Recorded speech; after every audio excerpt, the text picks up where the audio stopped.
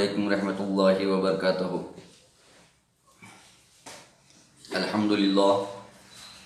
الحمدللہ رب العالمین والصلاة والسلام علی اشرف الانبیاء والمرسلین۔ درود پاک پڑھیں۔ اللہم صلی علی سیدنا نبینا حبیبنا مولانا مولانا ملجانا محمد بارک وسلم علیہم سرمدا سرمدا۔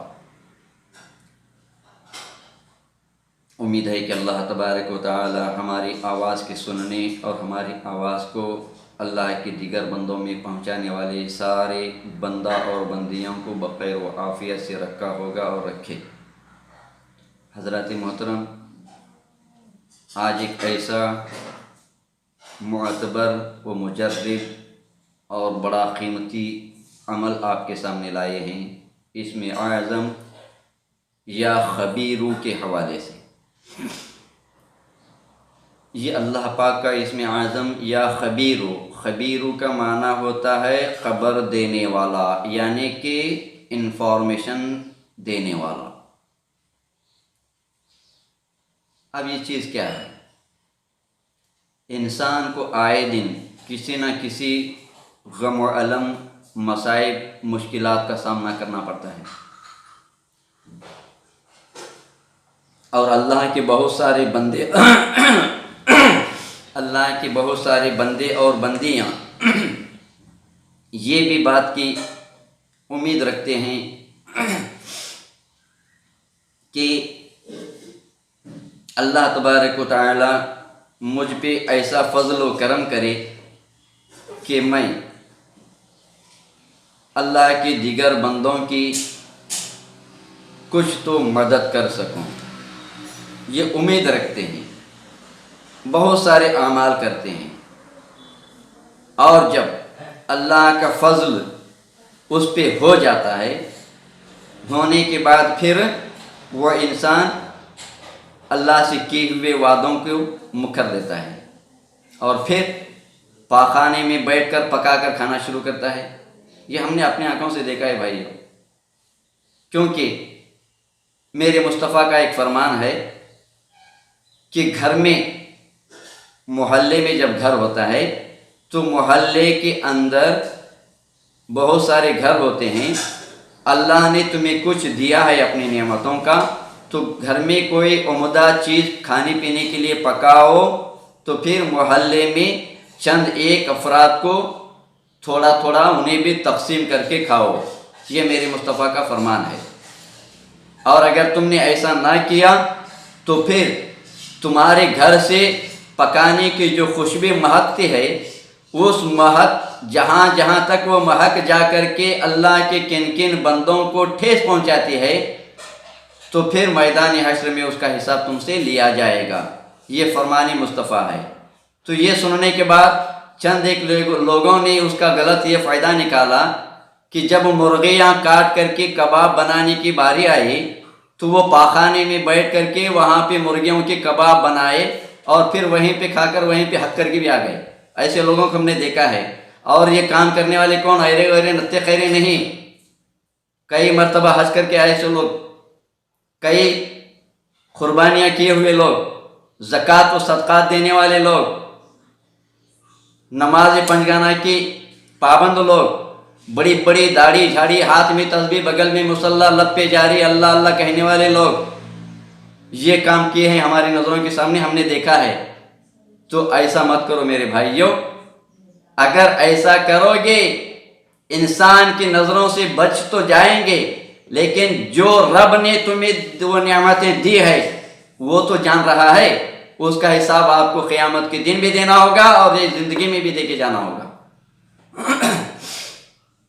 ایسے بد اعمال نہ کریں، اللہ کے کسی بندے کا کچھ بھی حق نہ ماریں، اللہ کے کسی بندے کو ٹھیس تکلیف نہ پہنچائیں۔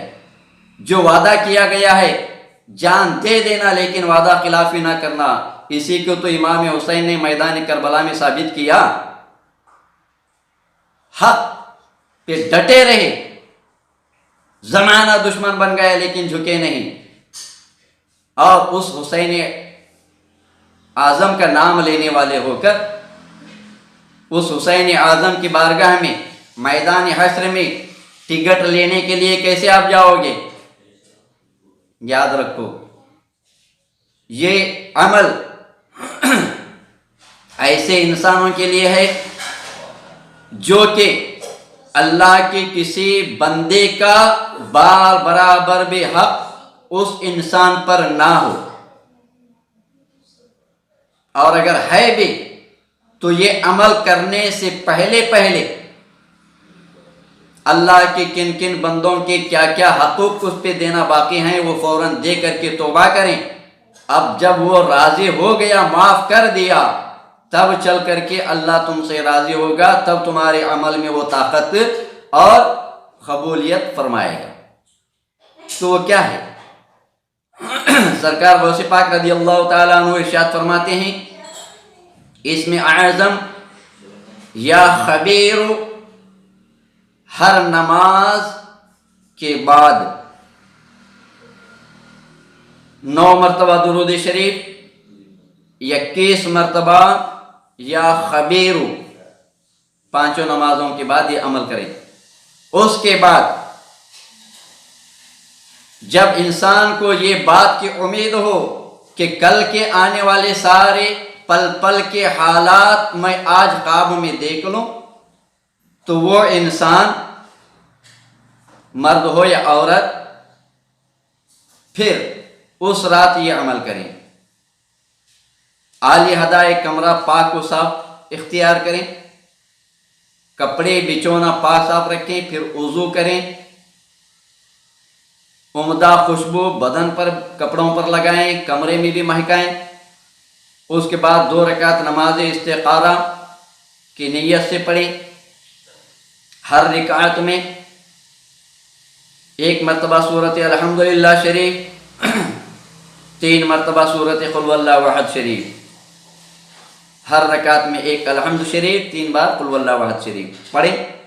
اس کے بعد نماز سے فارغ ہونے کے بعد پھر 9 مرتبہ درود شریف پڑھ کر کے اس نماز کے نذرانے کو سرکار محبوب سبحانی قطب ربانی سیدی شیخ عبد القادر جیلانی رضی اللہ عنہ کی بارگاہ میں نذرانہ پیش کریں، پھر اس کے بعد عمل شروع کریں۔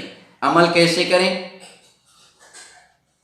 9 مرتبہ درود شریف، 2100 مرتبہ اس میں اعظم یا خبیرو پڑھیں، آخر میں 9 مرتبہ درود شریف پڑھیں۔ پڑھنے کے بعد کسی سے بات کیے بغیر اپنے بچونے میں لیٹ جائیں اور زبان پر یہی ورد رکھیں، یا علیمو یا خبیرو، یا علیمو یا خبیرو، یا علیمو یا خبیرو۔ یہ پڑھتے پڑھتے پڑھتے آپ سو جائیں۔ اگر آپ کی قسمت نے آپ کو ساتھ دیا، اللہ کے کسی بندے کی آہٹیں آپ کی تلاوت میں، آپ کے ذکر و اذکار، آپ کی عبادت میں، آپ کی دعاؤں میں رکاوٹ نہ بنے، اور اسی دن آپ کی آنکھ لگ جائے، جب یہ اسم اعظم یا علیم یا خبیر پڑھتے پڑھتے آنکھ لگ جائے، تو کل کی ہونے والی صبح کی پل پل کی خبریں آپ کو اللہ تبارک و تعالی خواب میں بتا دے گا۔ یہ اتنا بڑا عظیم تحفہ ہے میرے مصطفیٰ پیارے صلی اللہ علیہ وسلم کے پیارے دیوانوں، اس عمل سے ضرور فائدہ اٹھائیں، اور یہ فائدہ اس وقت ہوگا جب کہ اللہ کے کسی بندے کی دل کی آہٹیں آپ کی دعا میں، آپ کے عمل میں رکاوٹ نہ بنے، کیونکہ وہ آ کر کے مشین گن وغیرہ لے کر آ کر کے نہیں روکتے آپ کو۔ آپ نے کسی سے وعدہ کیا کہ زبان تو دوں، یہ زبان پوری کروں گا، اگر پوری نہیں کیا تو کاٹ کے پھینک دوں گا، یہ بات کی خاطر اللہ کے یہ ولی بھی گواہ ہیں، نماز اذان ظہر ہو رہی ہے، یہ اذان کو بھی گواہ بناتا ہوں، جو وعدہ کیا ہوں اس کو پورا کروں گا۔ اس طریقے سے وعدے کر کے پھر آخر میں کہہ دینا کہ دینے کی جب باری آتی ہے تو بیوی کو پوچھنا ہے بچوں کو پوچھنا ہے، ان کو حساب دینا ہے۔ جب دینے کی باری آئے تو بیوی بچوں کو حساب دینا پڑ رہا ہے، اور جو وعدہ کیا اذان کو گواہ رکھ کر کے، اللہ کے ولی کو گواہ رکھ کر کے، زبان پہ وطا اعتبار کر کے جو وعدہ کیا کھلے آسمان کے نیچے بیٹھ کر، اللہ کا خوف نہیں، اس کے بارگاہ میں حساب دینا نہیں ہے، بیوی بچوں کو حساب دینا ہے۔ وارے شیطان تیری شیطانیت، تیری جیسی عبادتیں، تیری جیسی ریاضتیں شیطان نے بھی بہت کرنے کے بعد وہ شیطان بن کر کے جنت سے آیا ہے، تو کس کھیت کی مولی ہے؟ تیری بھی عبادت، تیری اللہ سے ایسے بد خلق دھوکے باز انسانوں کے خاطر ہماری بد دعا ہے، وہ یہ ہے کہ اللہ ایسوں کی نہ نماز قبول کریں، نہ حج و زکوٰۃ، نہ روزے، نہ قربانیاں، نہ کوئی اس کی تسبیح، نہ کوئی اس کی عبادتیں قبول کرے، اللہ اس کے کوئی بھی اعمال قبول نہ کرے، کیونکہ اللہ کی کمزور بندوں سے مطلب پرستی کے ساتھ فائدہ اٹھایا اور اس کے دل میں امید جگائی اور اس کو دھوکہ دے دیا۔ ایسے دھوکہ باز شیطانی صرف حیوانوں کو اللہ کبھی معاف نہ کرے اور کبھی اس کی عبادتوں کو قبول نہ کرے۔ اس لیے میرے مصطفیٰ کے پیارے دیوانوں، آپ بھی ایسے برائیوں سے بچیں، انسان کے ایسے حقوق کو ادا کرنے میں جلد جتنا ہو سکے جلد کریں، اس کے بعد یہ عمل کریں، تب چل کر کے یہ عمل آپ کو فائدہ دے گا۔ یہ عمل خصوصاً بالخصوص انسان ضرور کریں اور اپنی زندگی کے دنوں کو خوشی سے گزاریں، اللہ کو راضی کریں، مصطفیٰ پیارے صلی اللہ علیہ وسلم کو راضی کریں، سب سے پہلے اللہ کے اور بندوں کو راضی کریں جن جن کا حق تم پہ پڑتا ہے، کیونکہ حقوق العباد بہت بڑا اہم مسئلہ ہے۔ جب تک اللہ کے بندوں کے حقوق کا بار برابر حصہ تمہاری ذات پر اگر رکھا گیا ہے، باقی رہ گیا ہے، تم ہزاروں حج کیوں نہ کر لو، کروڑوں رکعتیں نماز کیوں نہ پڑھ لو، کروڑوں قربانیاں کیوں نہ دو لو، کروڑوں روزے کیوں نہ تم رکھ لو، کروڑوں عبادتیں، کروڑوں تسبیحات، کروڑوں ذکر و اذکار تم کیوں نہ کر لو، میدان حشر میں یہ سب تمہارا کچھ بھی کام نہیں آئے گا، ہرگز ہرگز نہیں آئے گا، کیونکہ میرے رب نے اپنے مقدس کلام پاک میں اعلان کر دیا ہے، میری عبادتیں، میرے فرائض درکنار، کیونکہ میں غفور الرحیم ہوں، میرے حق کو تم نے مارا، ہو سکے تو میں شان کریمی، شان رحیمی کے صدقے معاف کر بھی دوں، لیکن یاد رکھنا میرے کسی بندے کا رائے دانے برابر تجھ پہ حق ہے، تو میدان حشر میں جب تک وہ میرا بندہ تجھے معاف نہیں کرے گا، اس وقت تک تجھے جنت کی خوشبو تک نہ پہنچاؤں گا۔ یہ میرے رب کا وعدہ قرآن پاک میں، میرے مصطفیٰ کا فرمان احادیث پاک میں ہے۔ اس لیے میرے مصطفیٰ کے پیارے دیوانوں، ایسے بڑے گناہوں سے بچو، یہ بہت بڑا گناہ ہے۔ آج علماء کرام ان باتوں کی طرف توجہ نہیں دلا رہے ہیں۔ کیوں نہیں دلا رہے ہیں؟ آج کے علماء خود اللہ کے بندوں کے حقوق مارنے پہ لگے ہوئے ہیں، تو جب وہ مار رہے ہیں تو پھر مارنے والوں کو کب روکیں گے؟ ہاں، یہ کام ضرور کریں گے۔ کیا؟ جب ابھی مائک سامنے مل گیا نا، تو پھر اچھل اچھل کر کے، چلم چلی، چلا چلا کے، گلا پھاڑ کر کے نماز پہ دعوت دیں گے، روزے کی پابندی کے بارے میں کہیں گے، حج و زکوٰۃ کے بارے میں کہیں گے۔ لگتا ایسا ہے ان کی باتوں سے کہ اللہ تبارک و تعالیٰ کی فیکٹری میں نقصان ہوگا تمہاری نماز، روزہ، حج و زکوٰۃ نہ کرنے سے۔ اس لیے نماز، روزے، حج و زکوٰۃ پہ گلا پھاڑ پھاڑ کر کے ہر علماء چلا رہے ہیں۔ حقوق العباد کی طرف کوئی مائکلال، کوئی بھی عالم دین نہیں بتا رہا ہے۔ کیوں نہیں بتا رہا ہے؟